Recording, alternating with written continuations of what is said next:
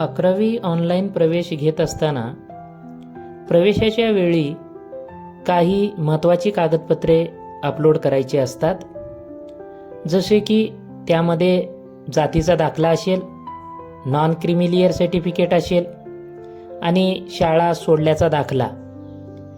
जर हे तिन्ही कागदपत्रे आपल्याला ऑनलाईन प्रवेश करत असताना कागदपत्रे अपलोड करत असताना जर ही कागदपत्रे नसतील तर स्क्रीनवर दिसत असलेला हमीपत्र फॉर्म भरून ज्यामध्ये स्वतःचं नाव, ॲप्लिकेशन नंबर, जातीचा प्रवर्ग आणि स्वतःचं पूर्ण नाव आणि जे रखाना दिलेला आहे ज्यामध्ये नॉन क्रिमिलियर आहे, जातीचा दाखला आहे, शाळा सोडल्याचा दाखला आहे, तर ह्या 3 कागदपत्रापैकी कोणते कागदपत्र नाहीत तर ते नमूद करायचं आहे आणि 3 महिन्याच्या आत हे कागदपत्र आपल्याला पुन्हा प्रवेश घेतल्यानंतर त्या ठिकाणी आणून द्यायचं आहे.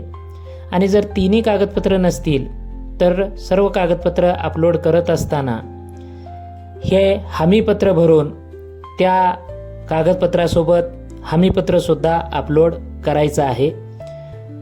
तर ही काळजी आपल्याला घ्यायची आहे.